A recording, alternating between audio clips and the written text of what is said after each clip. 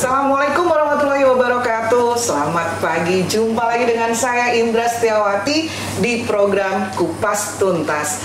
Kali ini program Kupas Tuntas kita tidak lagi membahas tentang harmonisasi peraturan perpajakan, tapi kali ini kita akan membahas sesuatu yang agak berat tapi ringan. Kita akan bicara santai nanti terkait dengan Sekretariat Pengadilan Pajak. Seperti apa sih pengadilan pajak itu? Masyarakat awam dan kawan pajak di luar sana pasti masih sangat belum mengenal sebenarnya pengadilan khusus ini seperti apa. Nanti kita akan kupas tuntas terkait dengan Sekretariat Pengadilan Pajak ini bersama saya Indra Setiawati. Hanya di Kupas Tuntas.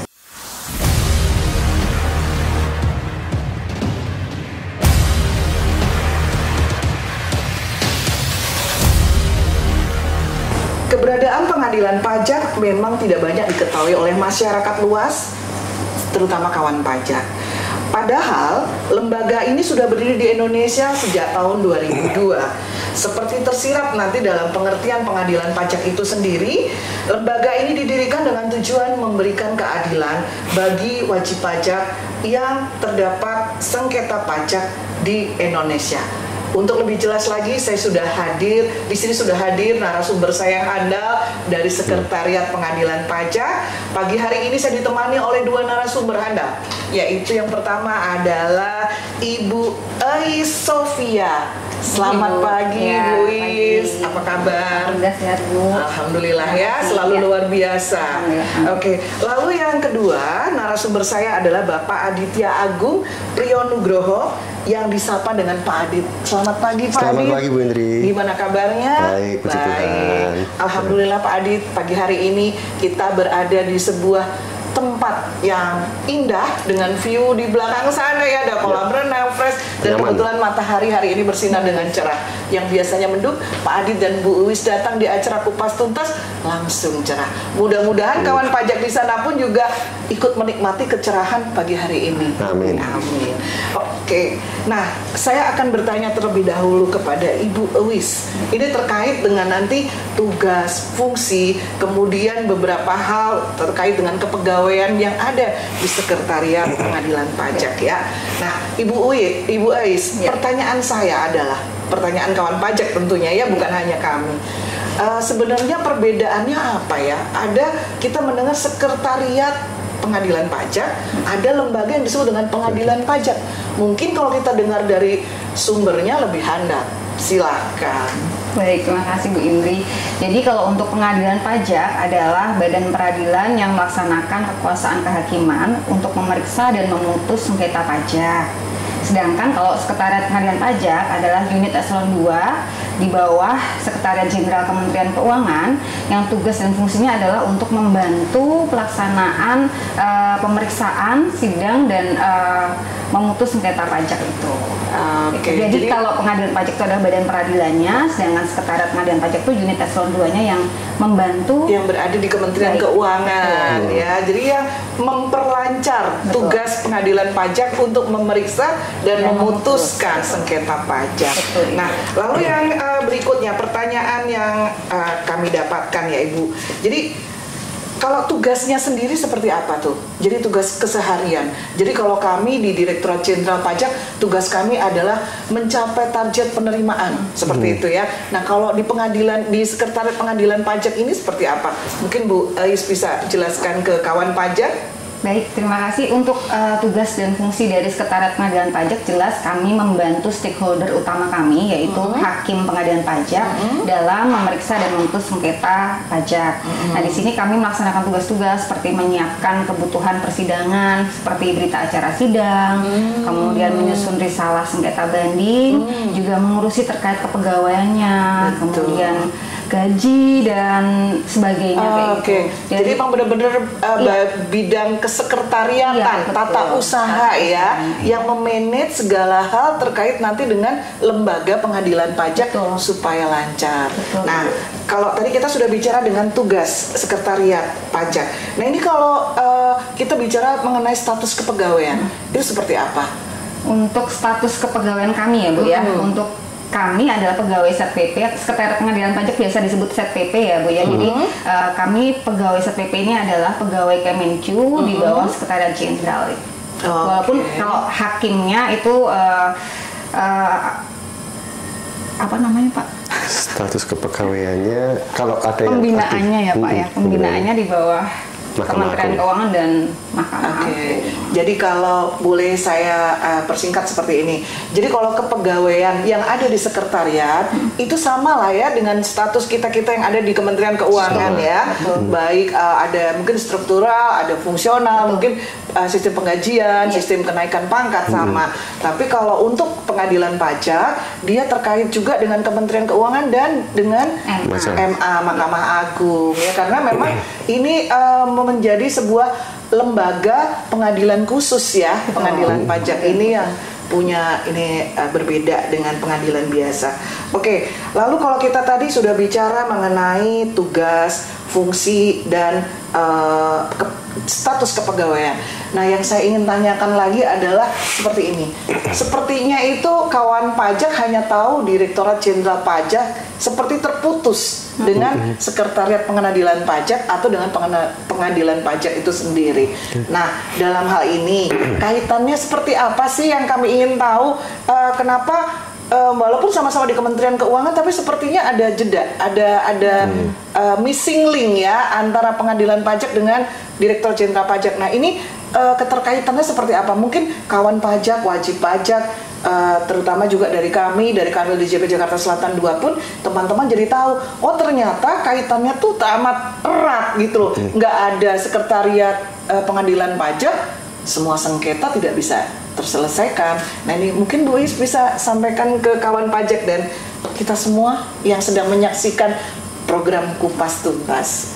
Baik, kalau hubungan antara DJP dengan Sekretariat Pengadilan Pajak dalam hal ini DJP selaku terbanding atau tergugat yang mana menjadi lawan dari pemohon banding atau wajib pajak yang mengajukan sengketa pajak. Nah, di sini tugas kami jelas melayani seluruh pihak baik wajib pajak maupun terbanding atau tergugat dalam hal ini DJP atau DJPC atau Pemda. Nah, kaitannya karena sebagai para pihak tentu kami juga harus berlaku secara fair, memberikan fair treatment ya Bu kepada seluruh pihak. Oke, jadi memang kaitannya erat karena sebagai jembatan antara Direktorat Jenderal Pajak sebagai si terbanding dengan pemilik sengketa wajib pajak. Jadi di tengah-tengah menjembatani kebutuhan dari kami di Direktorat Jenderal Pajak dan menjembatani keinginan dari si pemilik sengketa tersebut ya. Oke, terima kasih banyak Bu Is. Nah, kawan pajak tadi kita sudah mengenai tugas, fungsi dan keterkaitannya. Tapi masih banyak lagi nih pertanyaan-pertanyaan yang pasti ada di benak teman-teman semua ya dengan kawan pajak di sana. Dan tentunya kita akan kembali lagi di program Kupas Tuntas setelah yang satu ini.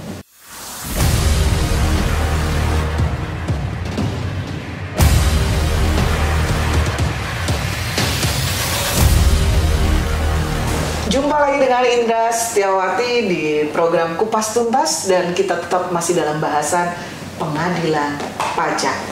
Dan tadi kita sudah bicara dengan Ibu Ois mengenai keterkaitan kepegawaian yang ada di Sekretariat Pengadilan Pajak. Kemudian apa sih bedanya antara Sekretariat Pengadilan Pajak dan Lembaga Pengadilan Pajak itu sendiri? Lalu tugas-tugas pokoknya seperti apa? Lalu kaitannya dengan Direktorat Jenderal Pajak tadi juga sudah dijelaskan dengan gamblang oleh Bu Ais. Sekarang saatnya kita akan mencoba berbincang dengan Bapak Adit. Ya, kebetulan beliau sudah bersama dengan kita dan kita akan bicara mengenai yang lebih dalam lagi. Siap Pak Adit? Siap sekali ya.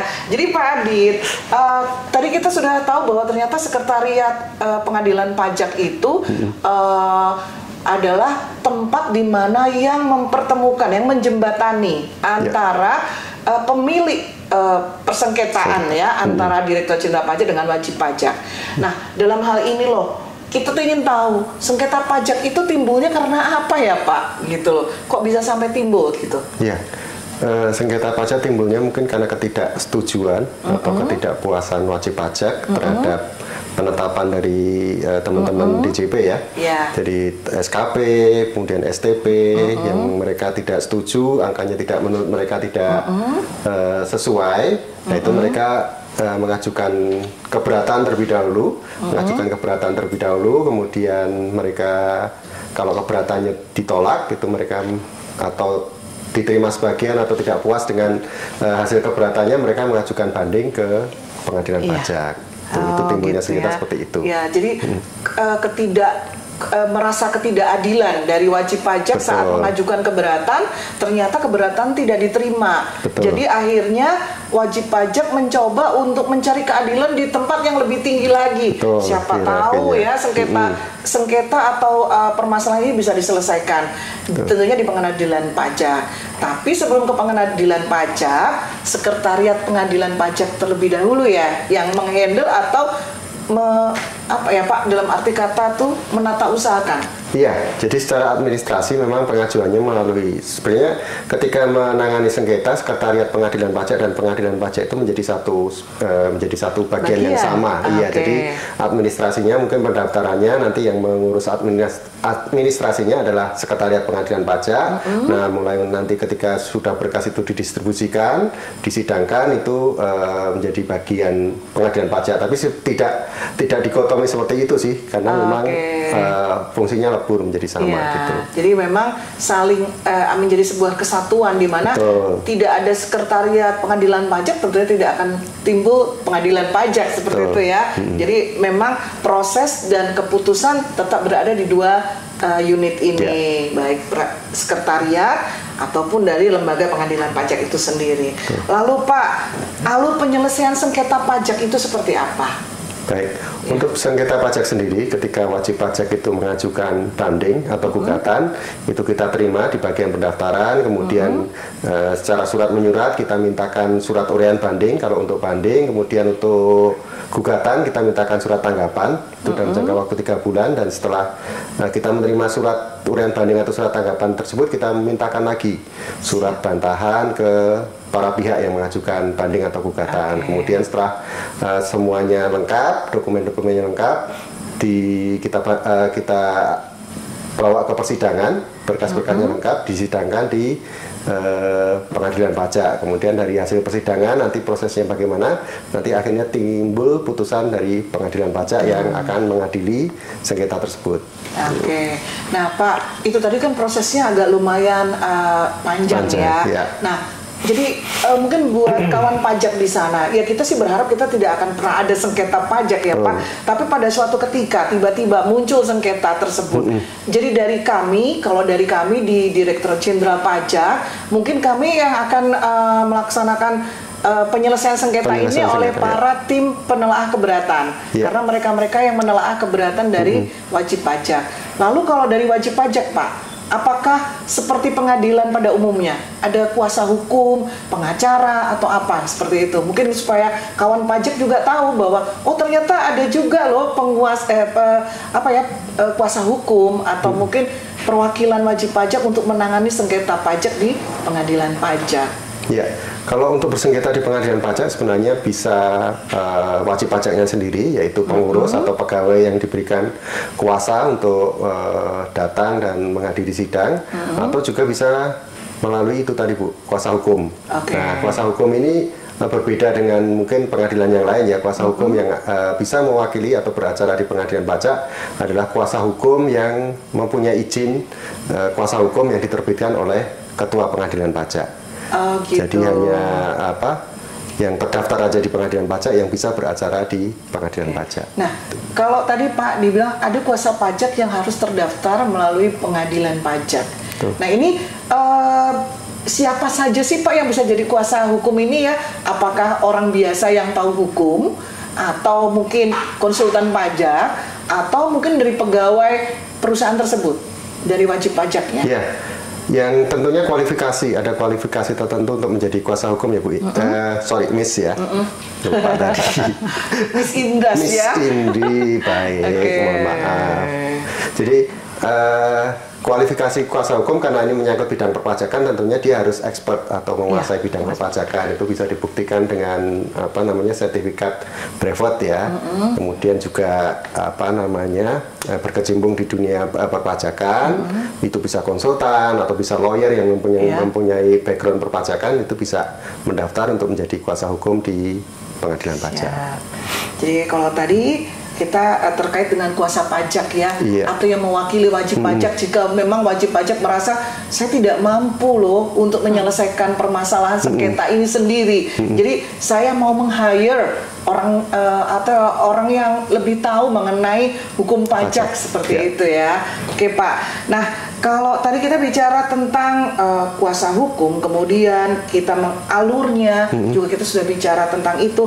Saya ingin tahu nih Pak, selama pandemi ini tuh rata-rata sengketa pajak banyak nggak ya? Karena yang kita tahu selama pandemi kan di Direktur Jenderal Pajak sendiri juga kita tidak ada layanan tatap muka, kemudian hal-hal yang terkait dengan sesuatu yang bersifat offline gitu ya. Nah ini yang mungkin masyarakat ingin tahu, selama masa pandemi rata-rata jumlah sengketa yang diterima dari Sekretariat Pengadilan Pajak ini berapa ya gitu? Ya, untuk masa pandemi sepertinya tidak terlalu berpengaruh terhadap jumlah sengketa ya, bahkan di tahun 2020 itu kita meningkat menjadi kurang lebih 15.000 sengketa.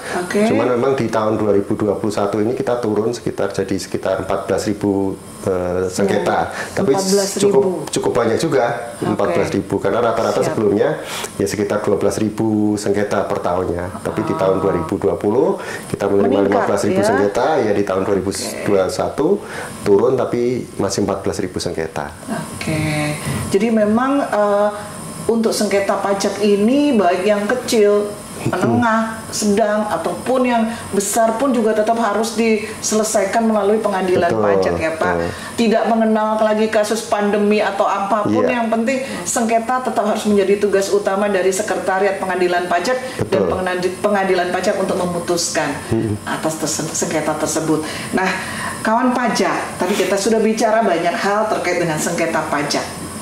Pasti ingin tahu dong, siapa sih yang memutuskan dan siapa saja nanti yang akan terlibat dengan penyelesaian sengketa pajak ini. Tetap bersama saya di Kupas Tuntas dan kita akan kembali lagi setelah yang satu ini.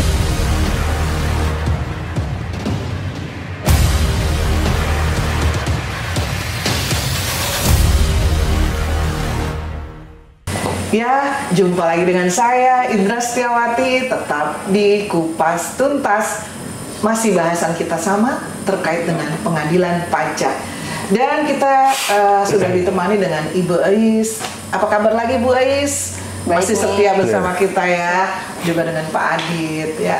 Masih bersama kita di program Kupas Tuntas. Kalau tadi di sesi awal kita bicara tentang mengenai kepegawaiannya, internalnya sekretariat pengadilan pajak, kemudian perbedaan antara sekretariat pengadilan pajak dan pengadilan pajak. Kemudian kita juga bicara mengenai sebenarnya kepegawaiannya itu statusnya seperti apa sih? Seperti saya juga, seperti teman-teman lain yang di Kanwil DJP Jakarta Selatan 2, atau mungkin terlepas dari itu ya. Lalu di sesi keduanya tadi saya sudah bicara juga kita sudah ngobrol dengan Pak Adit terkait dengan persengketaan pajak. Tadi sudah dijelaskan ternyata selama masa pandemi malah lebih banyak lagi sengketa yang diterima, permasalahan sengketa pajak yang diterima oleh Sekretariat Pengadilan Pajak dan yang diputuskan oleh Pengadilan Pajak.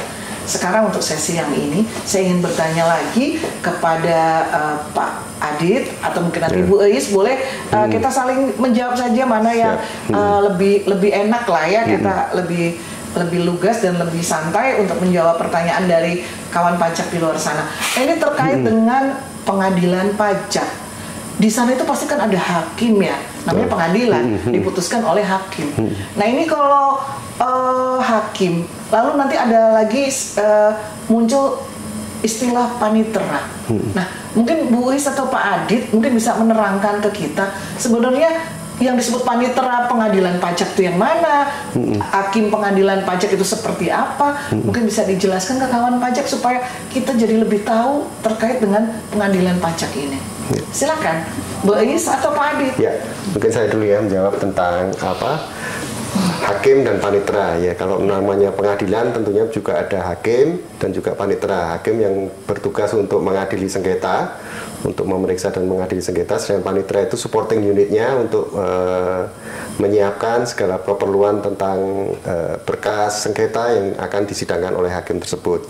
Jadi fungsinya adalah untuk memberikan supporting kepada hakim untuk terkait dengan penyiapan berkas-berkas sengketanya. Tadi disebutkan Bu Eis, kita membuat risalah sengketa bandingnya, kemudian dalam setiap persidangan mencatat jalannya persidangan, kita tuangkan dalam pas, sehingga hakim mempunyai catatan-catatan untuk bisa memutus sengketanya tersebut.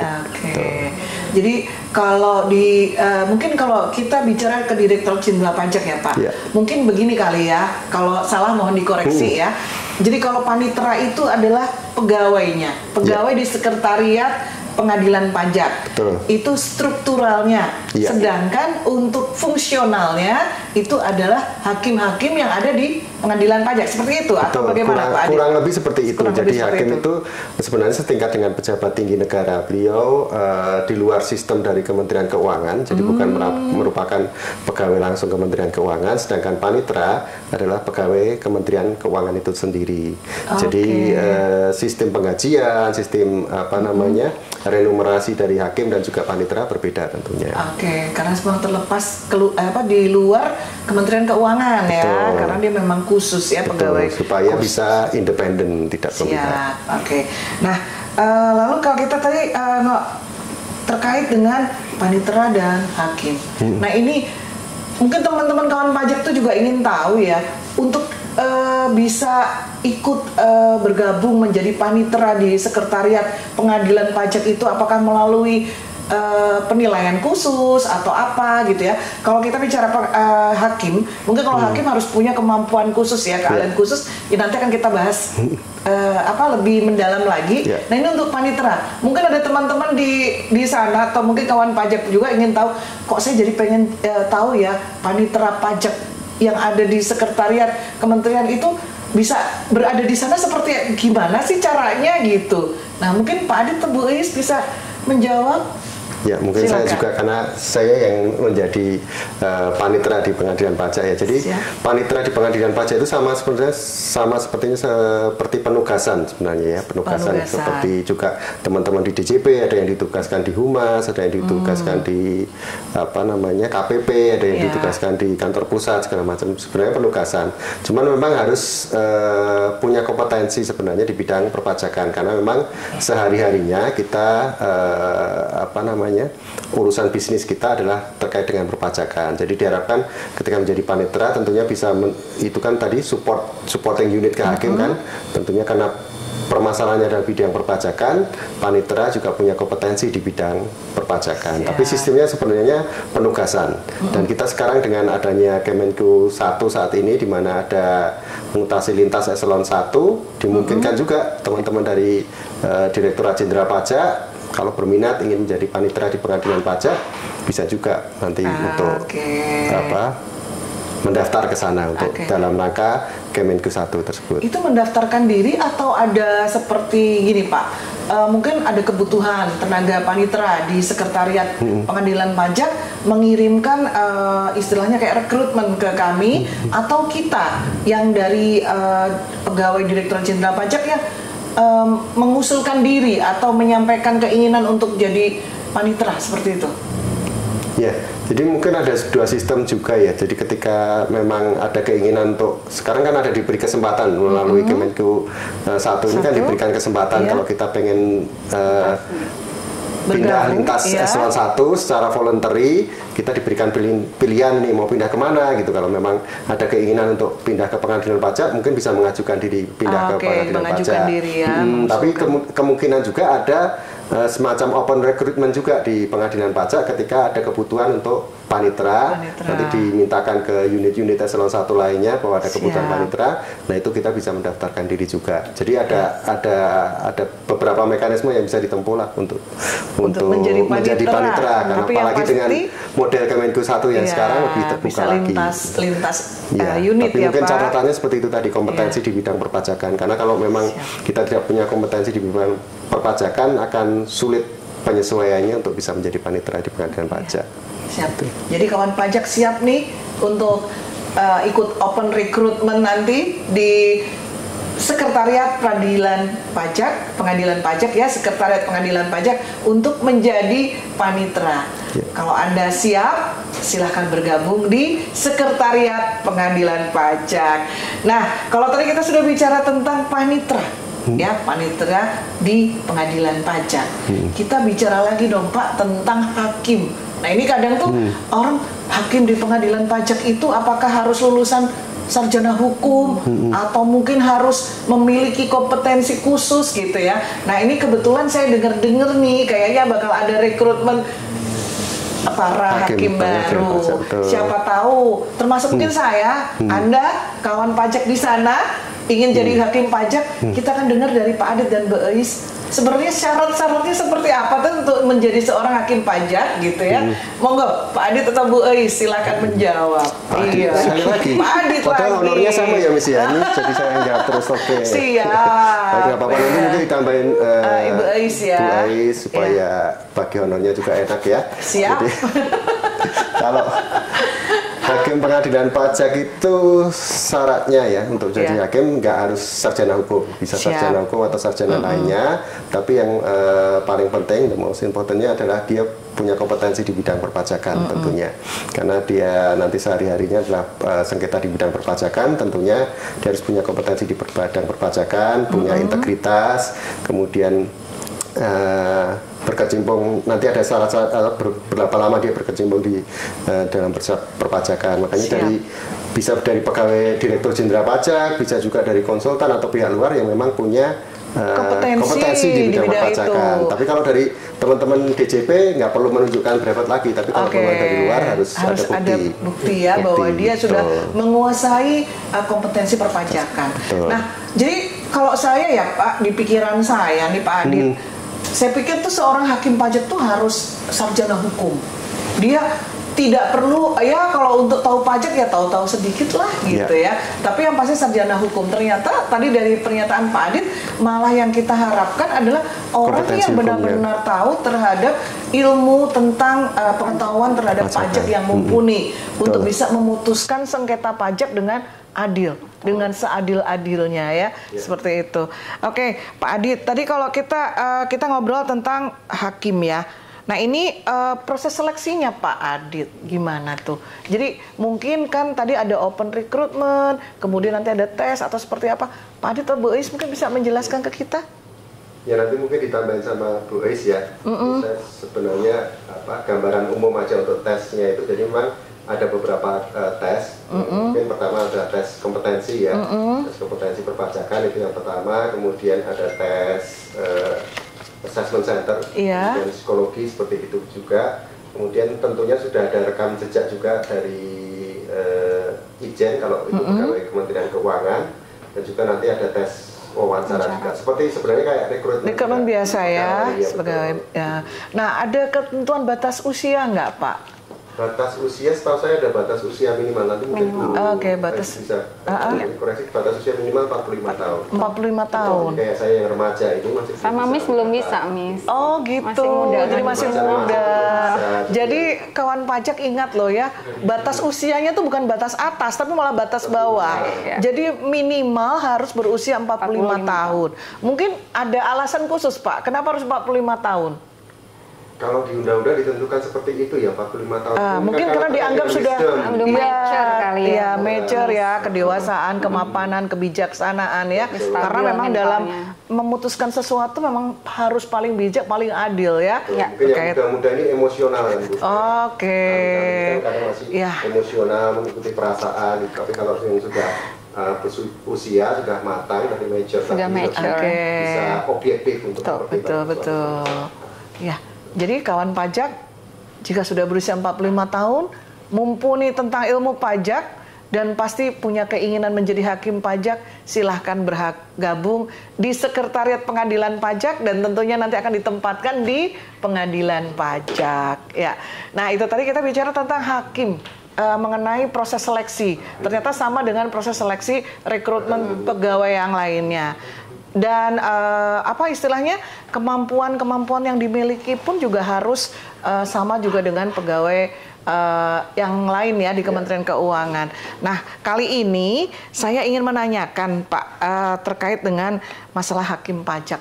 Berapa sih Pak jumlah hakim pajak saat ini? Kalau tadi kita mendengar tahun 2020 aja 14.000 case ya, kasus setahun. Kemudian tahun 2021 agak turun sedikit jadi 12.000. Nah, ini yang kita ingin tahu, berapa sih jumlah pastinya hakim pajak yang ada di pengadilan pajak bisa memutuskan sekian ribu kasus sengketa pajak. Bu Uis? Ya, lebih paham soal statistik. Siap. Mohon izin, jadi Miss saat ini hakim pengadilan pajak itu berjumlah 62 orang. 62 orang. Yaitu banyak juga 50 orang majelis hakim majelis pajak, kemudian yang 12 orang dari Bea Cukai. Nah, tadi sebenarnya izin meluruskan ya, Miss, sengketa di 2020 tuh mencapai 16.000. Wow, iya, lebih banyak lagi. Jadi iya. 16.000 kasus di tahun 2020. Kemudian di 2021 turun sedikit 14.954. Jadi sebenarnya hampir 15.000 juga sih. Iya. Jadi turun sekitar berapa persen tuh, 11% gitu. Iya. Jadi dengan jumlah 62 hakim harus memutuskan sekian ribu kasus per tahun. Belum lagi tunggakan yang tahun sebelumnya, Miss. Jadi ada sengketa-sengketa yang tahun sebelumnya memang belum selesai dikarenakan mungkin kompleksitas jenis sengketanya, Miss. Kemudian itu menjadi beban tambahan sengketa yang harus ditangani sehingga masing-masing majelis itu ada 3 orang hakim ya, Miss. Jadi hakim ketua dan 2 orang hakim anggota. Itu bebannya rata-rata sekitar 700 berkas per tahun. 700 berkas. 700 sampai 800 per Jadi tahun. Anda bisa siapkan kertas, bolpen, atau mungkin kalkulator, coba hitung. Setahun harus menyelesaikan 700. Artinya bahwa kawan pajak masih terbuka kesempatan yang sangat luas untuk menjadi hakim pajak di pengadilan pajak ya, karena memang luar biasa sekali semenjak pandemi, bukannya berkurang tapi malah meningkat. Nah, nanti kita akan bicara terkait dengan pandemi dan pengadilan pajak serta sekretariat pengadilan pajak, namun tetap di sini di Kupas Tuntas terkait pengadilan pajak.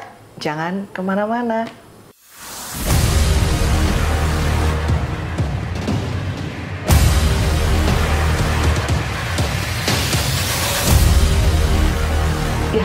Nah, kawan pajak, jumpa lagi dengan saya Indra Setiawati di program Kupas Tuntas tentang pengadilan pajak.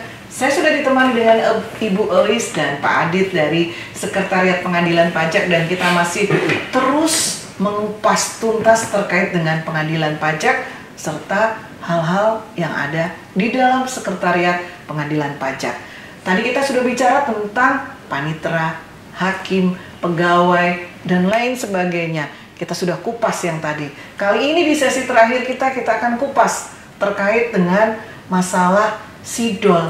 Nah, ini adalah bahasan yang teman-teman kawan pajak mungkin bingung ya. Kok ada kata-kata sidol itu apa sih? Singkatan apa gitu ya. Nah, sidol itu adalah merupakan singkatan terkait dengan sidang online ya. Mengapa kita bahas di sesi terakhir ini sidang online? Karena kita terurut dari tadi di awal, ternyata semenjak pandemi ternyata jumlah kasus yang diterima Sekretariat Pengadilan Pajak ini meningkat. Yang tahun 2020 saja menjadi 16.000. Kemudian di tahun 2021 hampir 15.000. Dan hakimnya pun juga setiap tahun harus bisa menyelesaikan kasus kurang lebih 700 kasus. Luar biasa sekali. Lalu kita bertanya-tanya, pandemi ini itu kan mengurangi gerak, mengurangi tempat kita untuk bisa menyelesaikan segala permasalahan. Begitupun dengan pengadilan pajak. Bagaimana sih mereka menyelesaikan sidang secara online itu? Mungkin bagi kawan pajak, bagi saya pribadi, dan mungkin pegawai Direktorat Jenderal Pajak juga bingung. Bagaimana cara menyelesaikan kasus-kasus yang sedemikian besar jumlahnya secara quantity dan quality itu dengan upaya seperti apa Sekretariat Pengadilan Pajak mengupayakan agar diputus secara adil dan maksimal? Kita akan tanya lagi dengan narasumber saya, Pak Adit dan Ibu Eis.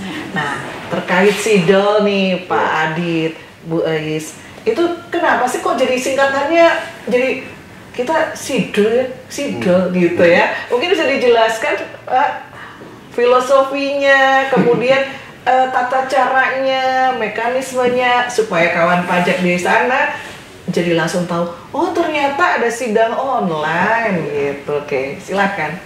Ya mungkin saya dulu yang jawab ya, Bu Is. Jadi namanya SIDL gitu ya. SIDL itu supaya lebih gampang aja kita mengingatnya. Sebenarnya nama bakunya kan sidang secara elektronik. Ini kan panjang gitu, kita supaya lebih familiar, juga orang lebih mengenal, itu kita singkat menjadi SIDL atau sidang online. Itu sebenarnya namanya slang aja ya, bukan nama resminya. Di nama resminya malah sidang secara elektronik, tapi kita biasakan dengan nama SIDL. Nah, tata caranya sebenarnya sama dengan sidang secara biasa ya, tatap muka secara biasa, cuman memang dilakukan secara virtual sekarang ini. Jadi kalau dulu kita juga mengenal rapat secara langsung, saat ini kan kita juga sering rapat melalui aplikasi Zoom ya, melalui secara virtual. Sidang online sebenarnya juga kurang lebih seperti itu. Jadi nanti para pihak, wajib pajak dan juga dari teman-teman DJP terbanding, Direktorat Jenderal Pajak, Direktorat Jenderal Bea Cukai ataupun dari Pemda selaku terbanding atau tergugat, itu nanti kita berikan link virtual untuk dapat hadir secara online di dalam persidangan tersebut. Gitu. Dan saat ini ada kendala nggak Pak dengan yang bersifat online? Karena kan kalau kami sendiri nih Pak, submitting aja ya, kadang tuh kurang nyampe gitu ya maksudnya. Tapi selama ini pengalaman di Sekretariat Pengadilan Pajak terkait dengan SIDL ini gimana? Aman-aman saja atau mungkin masih harus sistemnya harus lebih baik lagi atau bagaimana?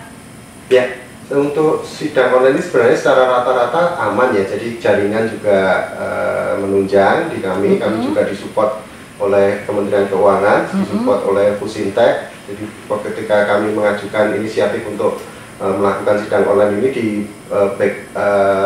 jaringan itu diperkuat oleh Fusintek, teman-teman Fusintek, dan sehingga lancar persidangan secara online. Walaupun ya namanya online ya, kita tidak tahu gangguannya, mungkin ada dari yang hadir dalam persidangan ataupun kadang-kadang juga ada mati listrik segala macam, ada gangguan seperti itu, tapi secara umum tidak ada gangguan yang berarti. Jadi bisa berjalan lancar. Dan juga perkembangannya ketika ada pertukaran data juga kita dibantu di backup penuh oleh Kementerian Keuangan. Ini yang tadinya kita pakai Drive Kemenku yang kapasitasnya terbatas, sekarang kapasitasnya diperbesar lagi dengan namanya e-Dropbox. Jadi ketika pertukaran data dari para pihak ini kan karena online kan nggak bisa memberikan data secara fisik lagi, tapi datanya bisa diunggah, disampaikan melalui Dropbox tersebut untuk bisa dipakai sebagai materi persidangan. Oke, jadi paling tidak kita sudah menyiapkan diri secara sistem, menyiapkan secara teknologi ya Pak ya, agar SIDL ini berjalan dengan lebih lancar, lebih aman dan lebih maksimal. Nah, kawan pajak, sebelum kita beranjak ke sesi berikutnya, kita saksikan dulu yang akan lewat ini terkait dengan SIDL ya.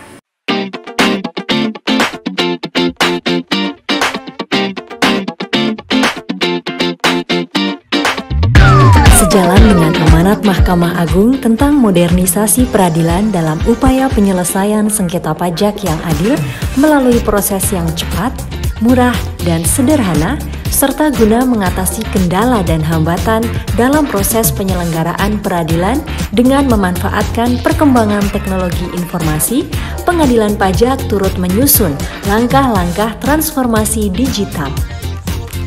Salah satunya adalah penyelenggaraan sidang secara elektronik atau sidang online. Percepatan pelaksanaan sidang online diawali dengan penyelenggaraan sidang di luar tempat kedudukan atau SDTK, Yogyakarta dan Surabaya secara online, berdasarkan keputusan Ketua Pengadilan Pajak nomor Cap 16/PP/2020.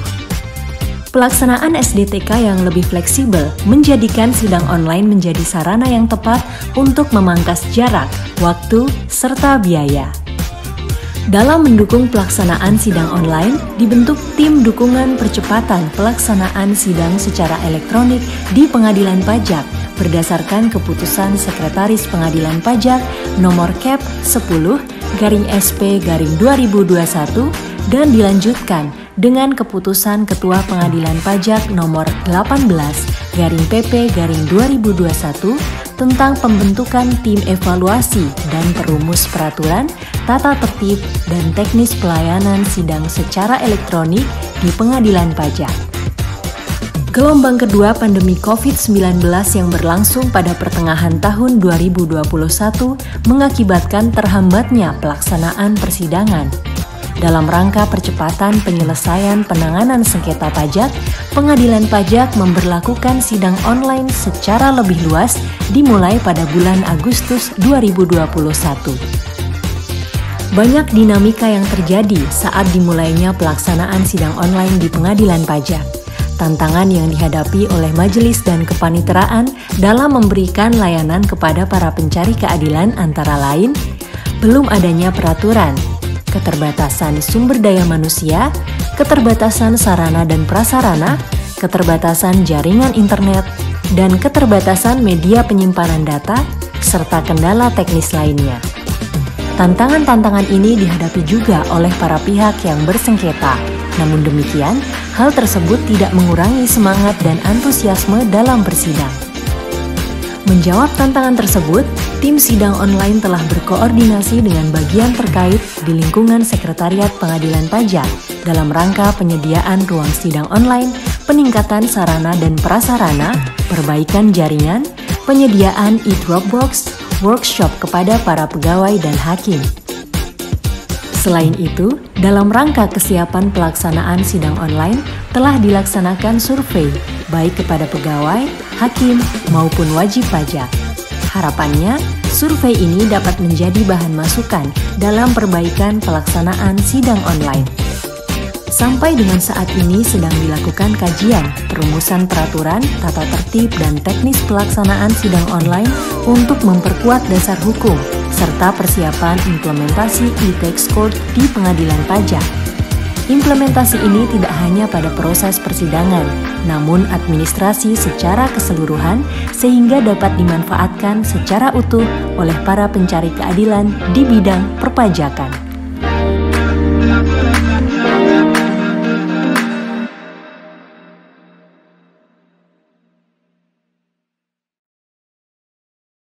Nah, tadi kita sudah lihat terkait dengan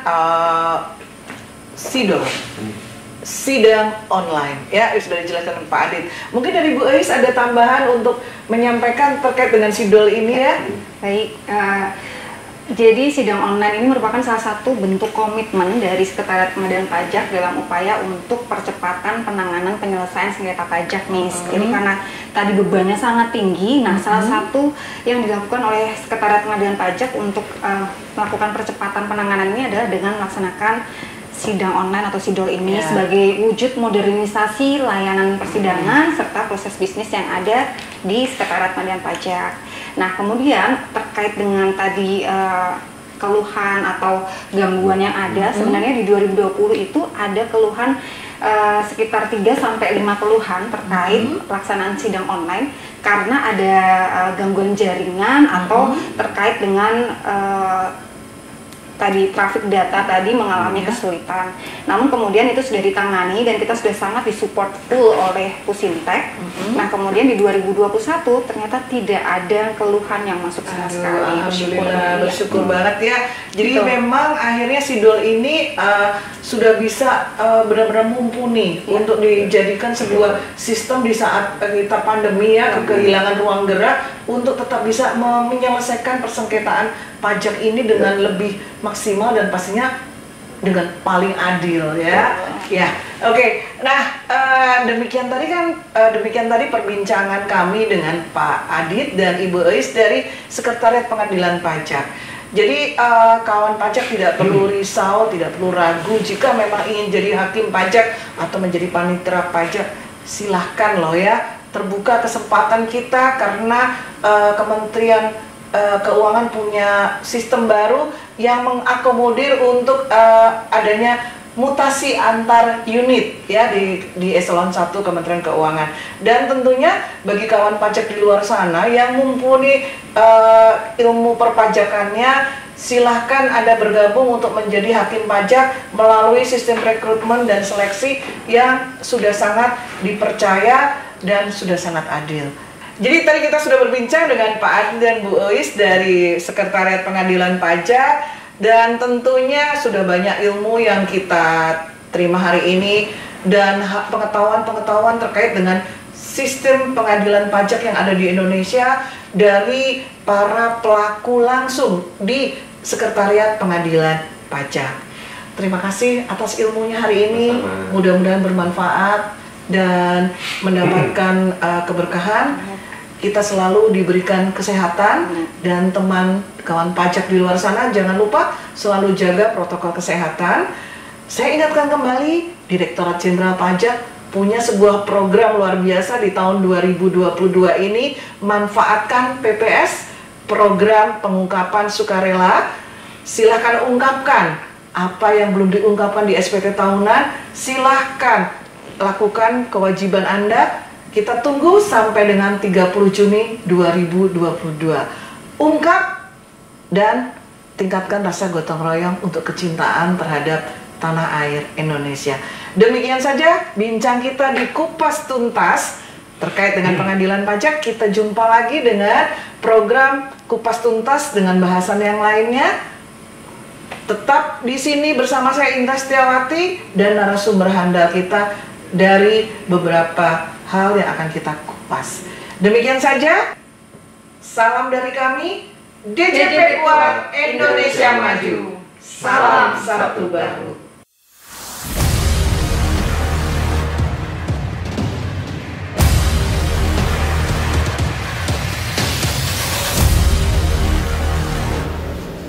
Saya ucapkan terima kasih kepada teman-teman dari Sekretariat Pengadilan Pajak yang pagi ini sudah bersilaturahmi dengan teman-teman di Kanwil Jakarta Selatan 2. Dari diskusi yang walaupun sebentar, saya kira cukup banyak manfaat yang bisa kita ambil. Kita bisa saling mengisi dan saling menginformasikan mengenai tugas dan fungsi kita masing-masing. Dari pengadilan pajak mungkin kita akan bisa mendapatkan informasi mengenai kasus-kasus atau sengketa-sengketa yang ada di pengadilan pajak, baik yang dimenangkan oleh DJP maupun yang dimenangkan oleh wajib pajak. Dan dari kasus-kasus ini mungkin sangat bermanfaat bagi DJP, khususnya Kanwil Jakarta Selatan 2, sehingga ke depan bisa memperbaiki proses-proses yang ada di Kanwil Jakarta Selatan 2, baik itu di proses keberatan atau di proses di awal sebelum keberatan, mungkin di proses pemeriksaan, karena hasil dari pemeriksaan dan keberatan ini nanti ujung-ujungnya adalah ke pengadilan pajak. Jadi kalau kasus-kasus yang ada dimenangkan oleh wajib pajak dan kita bisa memperoleh informasi itu, mungkin proses keberatan yang ada di Kanwil Jakarta Selatan 2 bisa diproses dengan cepat. Juga di samping itu ada beberapa hal yang mungkin dari diskusi ini bisa kita saling memperbaiki proses bisnis atau aturan-aturan yang ada di masing-masing unit. Dalam kesempatan ini juga saya mengucapkan terima kasih kepada Bapak Dendi Wibowo selaku Sekretaris Pengadilan Pajak yang telah berkenan mengutus teman-teman dari Sekretariat Pengadilan Pajak untuk berdiskusi dengan kami.